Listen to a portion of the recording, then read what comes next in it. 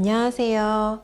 SNU 청안과 박영주 원장입니다. 오늘은 지난번에 이어서 당뇨 망막병증의 치료에 대해서 다루는 시간을 가질 거예요. 비슷한 주제를 제가 B1D 채널에 나가서 강의한 적이 있었는데 그때 좀 전달 방식에 있어서 조금 아쉬웠던 부분들 조금 보정을 해가지고 오늘 좀 더 쉽게 설명해보는 시간을 가지려고 해요. 자, 당뇨 망막병증의 치료. 앞 시간 먼저 복습을 좀 하자면 당뇨 망막병증은 먼저 3가지 정도의 종류가 있어요. 하나는 비증식. 비증식은 뭐냐면 정상 망막에 비해서 군데군데 출혈은 있지만 아직 그 정도가 아주 심하지 않은 상태, 신생혈관이 아직 생기지 않은 상태를 비증식 당뇨 망막병증이라고 해요. 이거보다 더 심해져서 피가 이렇게 왈칵 나고 이 피를 뿜어낼 수 있는 신생혈관이 여기 자라있는 상태를 증식 당뇨 망막병증이라고 합니다.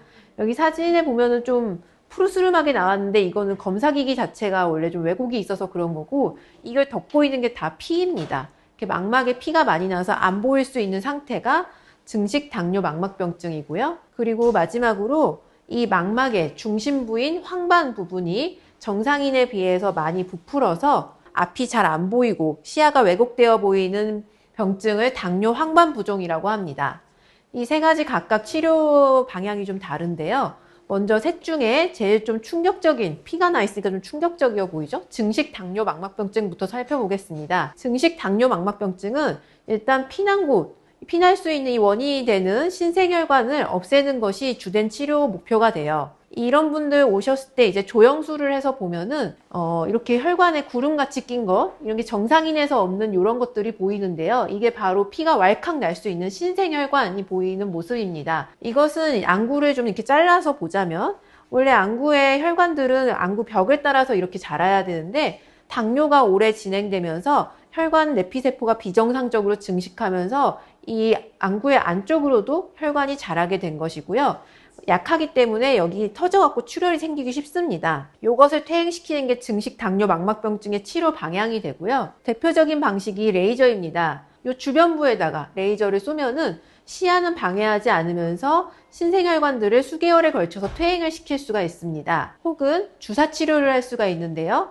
주사치료는 레이저보다 훨씬 좀 간편하고 빠른 시일 내에 신생혈관을 퇴행시킬 수 있지만 레이저는 그 효과가 평생 가는 반면 주사치료는 그 효과가 1달에서 2달 정도에 그친다는 단점이 있습니다. 그래서 실제 임상에서는 레이저를 더 많이 쓰게 되고요. 그렇지만 급속도로 진행하시는 급한 경우엔 주사치료를 들어가게 되기도 합니다. 2가지를 병행하기도 하고요. 이분의 케이스를 보시면 젊은 남자분이신데 처음 오셨을 때부터 눈에 망막에 이렇게 피가 맺혀 있었습니다. 이게 피입니다. 그래서 이런 분은 이 피 자체는 스스로 가라앉게 기다려 볼 수가 있지만 이 피를 나게 만든 원인인 신생혈관을 줄이는 치료를 해야 돼서 레이저를 쭉 했습니다. 레이저를 하고 났을 때 신생혈관은 상당 부분 퇴행한 모습을 볼 수가 있고요. 이분 같은 경우엔 처음부터 피가 많이 나서 병원에 오셨습니다. 피가 나서 앞이 안 보이는 상태로 오신 심한 증식 당뇨 망막병증 상태인데요.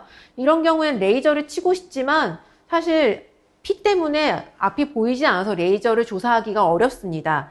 이런 경우엔 수술로 피를 제거하고 레이저를 조사를 해야 합니다. 조금 더 쉬운 그림 보시면 안구 안에 이렇게 피가 나서 앞이 안 보이는 상태에서는 레이저를 조사하기가 어렵기 때문에 피를 치우고 레이저를 한다라고 보시면 되겠는데요. 이렇게 눈 속에다 대롱을 넣고 수술을 하는 방식을 사용을 하고요. 피가 잘 나시는 분은 이 안에 실리콘 오일을 주입해서 일시적으로 지혈을 하기도 합니다. 그래서 결과적으로는 이렇게 레이저를 어떻게든 이분께 시행을 해서 이분이 향후 눈을 계속 사용하실 수 있도록 신생혈관을 퇴행시키는 방향으로 치료를 하였고요.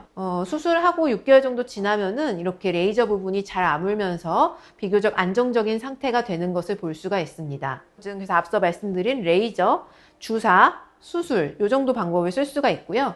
이거보다 경한, 이거보다 좀 더 약한 비증식 당뇨 망막병증의 경우에는 그렇게까지는 보통 필요가 없고 아주 경하면 그냥 경과관찰을 하면서 일로 넘어가지 않는지만 잘 살피고요.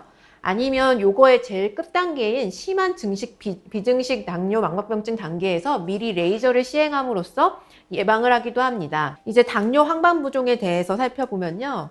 눈의 중심인 황반 부분이 이렇게 부어오르면서 생기는 현상인데 당뇨 때문에 혈관이 약해져 있는 경우에 그 사이로 여러 가지 물질이 새면서 이런 현상이 생깁니다.